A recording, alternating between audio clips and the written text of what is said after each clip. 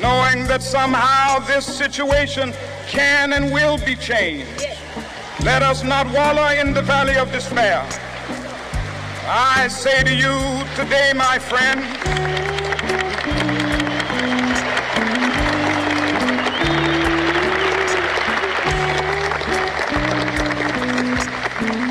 so even though we face the difficulties of today and tomorrow, I still have a dream. It is a dream deeply rooted in the American dream. I have a dream that one day this nation will rise up and live out the true meaning of its creed. We hold these truths to be self-evident, that all men are created equal.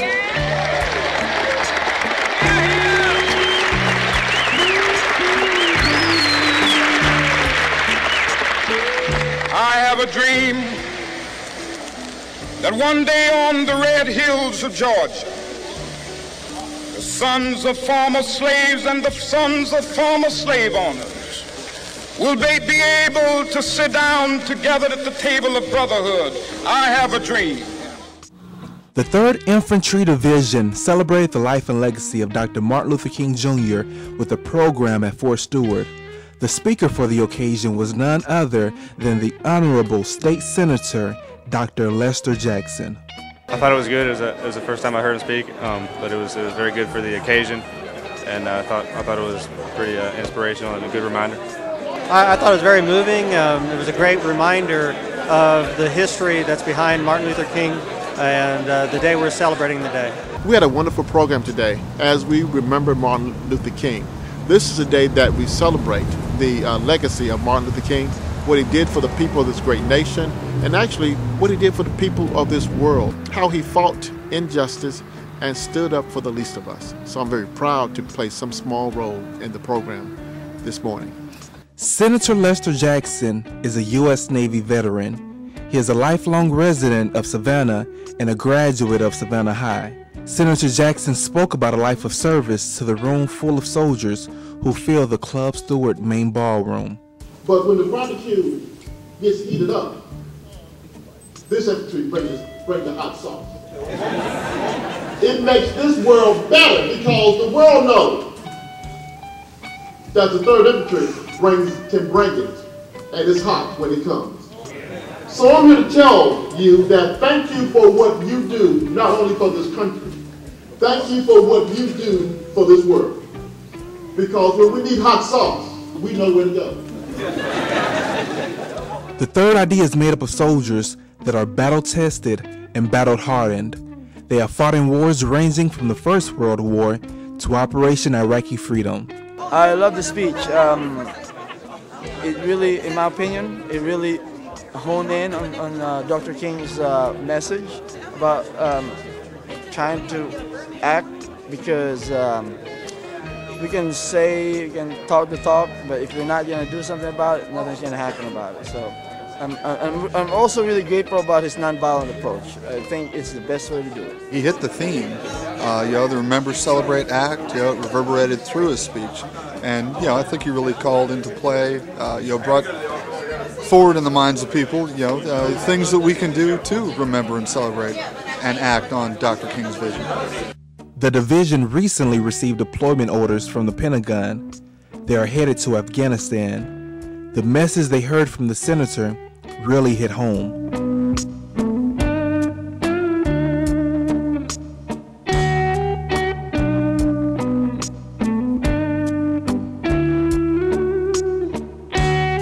I was really amazed and overjoyed to see 400 people, mostly military, proud military, join together from privates to generals to look at the achievements of Martin Luther King.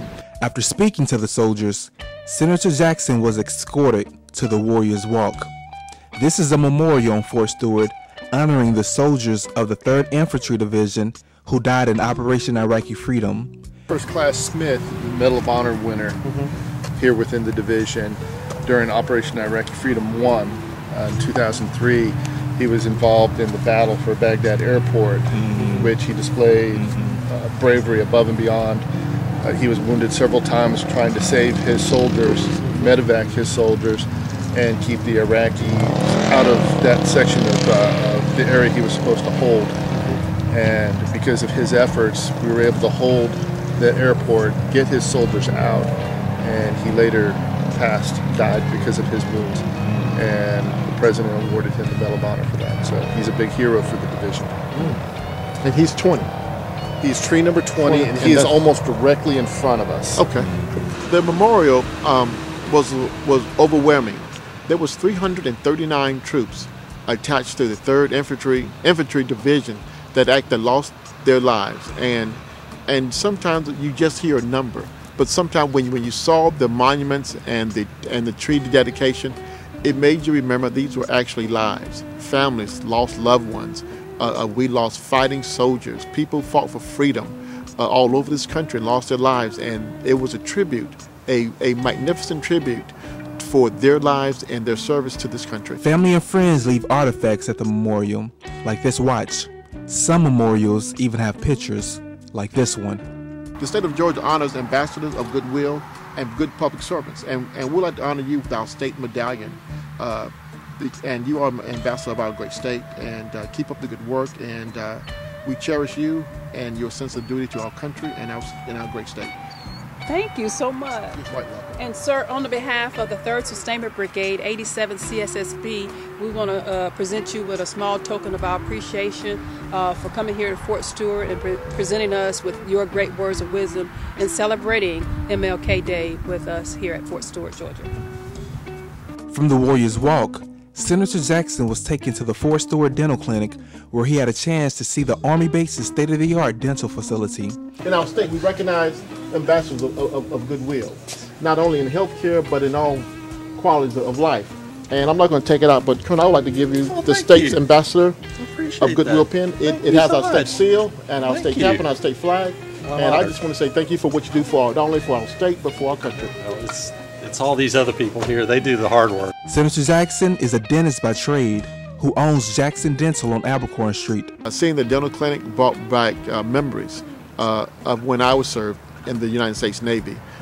It was a humongous dental clinic, and people often don't equate health care with the military, and which health care is a huge part of the military. And being able to tour the dental clinic and meet the healthcare professionals at the clinic and see the service that they do for our troops and for their families, it brought back good fond memories of my service to my country when I served in the Navy. So I was deeply pleased to see not only the soldiers busy working, but the civilian workers playing a tremendous part in the healthcare delivery for our troops. Senator Jackson used his political power to author the Voluntary Medicine Act that opened the door for free health clinics throughout the state of Georgia.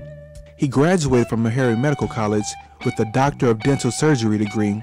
He is also an assistant adjunct professor at the Medical College of Georgia. He was met at the Fort Stewart Dental Clinic by mentees who had trained under him. This has been a fine day, a fine tribute to remember Dr. King, but I want to leave you with this. It's not only that we should remember King, it's not only that we should celebrate his legacy, but also we should carry on and act on his teachings. We should help our fellow neighbor and serve our country and serve this world. Here's that message in its entirety. Dr. King stated so eloquently that we are caught up in an inescapable network of neutrality, tied in a single garment of destiny. Wherever affects one directly affects us all indirectly. Today, let us remember, let us celebrate, and let us act. Let us remember Dr. King's sacrifice, his trials and tribulations, his pledge to stand against injustice. Let us celebrate his life's teachings and principles of nonviolent social change. And then we must act decisively and united to let freedom reign. If you are believers, the scripture tells us that when Joshua and the Israelites arrived at the gates of Jericho, they could not enter. The walls of the city were too steep for any one person to climb. They were too strong to be taken down with brute force, and so they sat for days, unable to pass on through. But God had a plan for his people. He told them to stand together and march together around the city.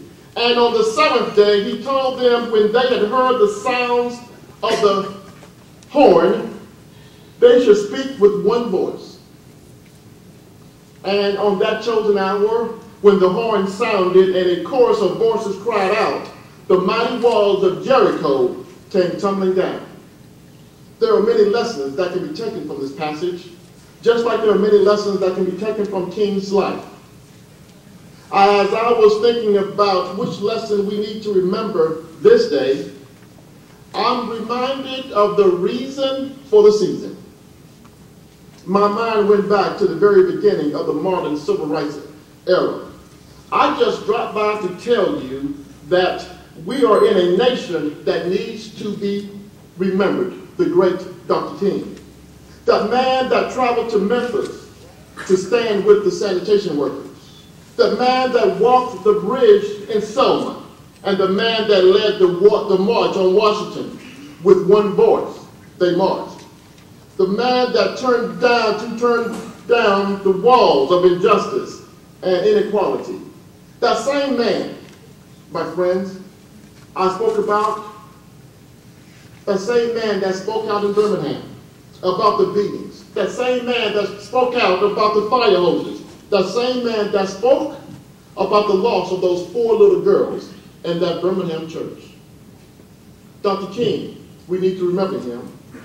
But before there was a King icon and that magnificent dream, there was King, the young preacher, a young man brought down from Atlanta, Georgia, went to Boston University to earn a PhD, and now he's in Alabama, 26 years old, and found himself amongst the suffering under the yoke of oppression. We need to remember that there was one that stood out and stepped up. We need to remember this nation, that there was a man that stood for something. This state senator dropped by to tell you that you should remember that on the eve of the bus boycott in Montgomery, at a time when many were still doubting about possibilities of change, a time when those in the black community mistrusted each other, this king of a man, inspired with the words not of anger, but of an urgency that still speaks today. He said, unity is the great need of the hour. Unity is how we shall overcome. Just like the walls of Jericho, God's people can break down the walls of injustice. I didn't just come here to tell you to remember, but also came here to tell you to celebrate. This is a time we celebrate Dr. King's teachings. He understood that if just one person chose to walk instead of riding the bus, those walls of oppression would not be moved. But maybe if a few more walked, the foundation might start to shake. If a few more women were willing to do what Rosa Parks did, that the cracks would start to show. If teenagers would take freedom rides from the north to the south, maybe a few bricks would just fall down. Maybe if we as a people just stood up and showed out, maybe there would be a little swagger in those walls. I just wanted to let you know that if we should celebrate the fact that maybe if white folks marched with black folks, because they had to come to the understanding that freedom too was at stake for them, the walls would begin to sway. If all Americans would awaken to the injustice, if they joined together, North and South, rich and poor, Christian and Jews, Muslims and Catholics, and perhaps, just perhaps, the walls would come tumbling down, just like justice would flow like water and righteousness like a mighty stream. I'm going to tell you that we should celebrate his life. Celebration is a great need of the hour. And this time, not only because it sounds pleasant, and not only because it just sounds good, but because it's the only way to overcome the essential defects that exist in our country. And I'm talking about the defects of empathy. I'm talking about the inability to recognize Dr. King in ourselves and in one another, to understand that we are our brother's keepers, that the words of Dr. King are still tied together in a single garment of destiny. We must remember to celebrate, but then again, we must remember to act. It is a time for us to act as a united people. When we see the homeless, when we see homeless veterans sleeping on the streets of our towns, we must act. When families lose their homes to lenders just so that those lenders can make a profit, we as a people must act. When mothers can't afford a doctor, when their children get sick, we as a people must act. When 1/4 of our country don't have health care, it's time that we act. And to do this, we must know the action that is great at this hour.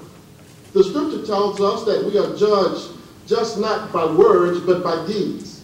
And if we are truly to bring about change in our country, that is so crucial at a time such as this, that we must find it within ourselves to act on what we know. My grandfather had a saying that, hold the road that you know. Now, many of you don't know what that means because I'm really from Little Wishy, Georgia. I'm just a country boy. My grandfather said, hold the road that you know. Many of you think you cannot be like Dr. King, but I can see now that you can walk into a school and say, how can I help? You can start a mentoring group with young people. You can hold the road that you know. You can even start a daycare. You can even feed the hungry. You can take a collection of clothes to the needy. You can hold the road that you know. As a young man coming back to Savannah, I had a little King in me. I went into a school and started a basketball team. Took the worst of the worst. I wanted the kids that did not see a way out.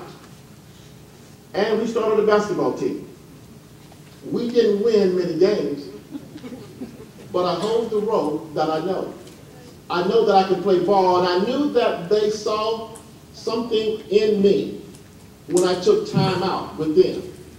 And even today, some 10 years later, when they see me in the street, they don't call me the senator, they don't call me the doctor, they call me coach.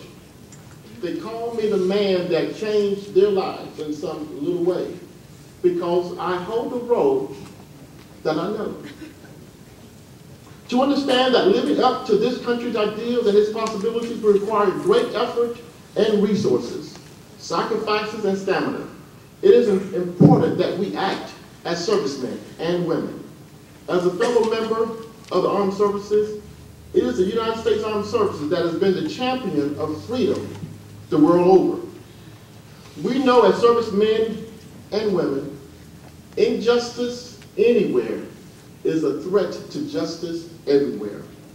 It is our duty and our responsibility to let freedom ring from the mountain region of Afghanistan.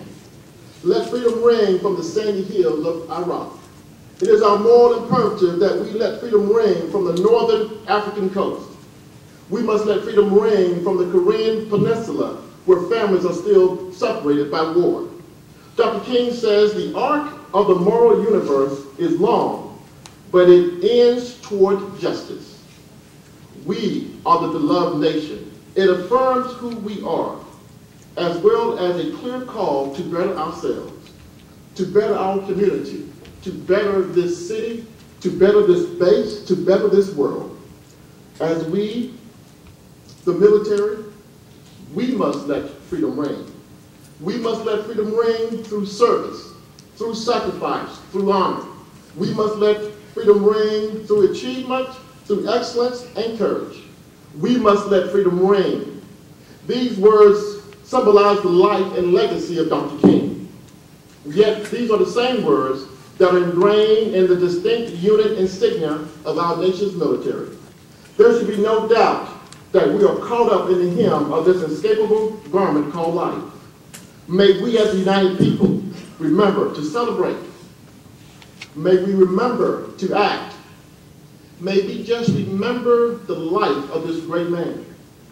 As we live today, let us recommit ourselves to Dr. King's dream that all children can grow up in a world where they are judged not by the color of their skin, but by the content of their character. We have a lot to thank Dr. King for. When I look at the audience, I see women in uniform that they're there and they know they can attain anything, any rank they can, because the walls of inequality has been knocked down. When I go to a federal building, I know any handicapped individual can get access to any federal building, any state building, because the walls of inequality has been knocked down. We know what King meant to this nation, but what King meant to this world is immeasurable. But it's not what King meant. It is how we live his dream. Let's recommit ourselves to make this world better. Let's recommit ourselves to be a soldier of justice. Let's recommit ourselves to be the bearer of righteousness. Let's commit ourselves to make this place just a little better than when we left it. Thank you. God bless you. God bless Dr. King, and God bless America. Amen.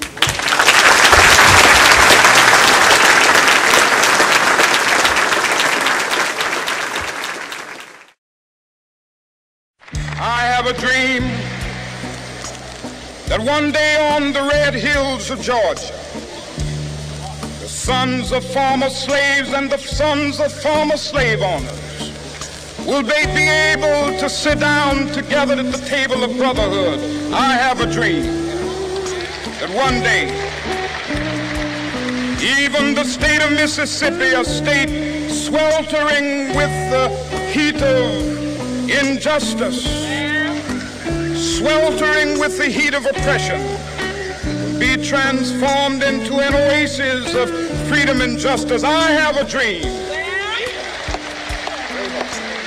that my 4 little children will one day live in a nation where they will not be judged by the color of their skin, but by the content of their character. I have a dream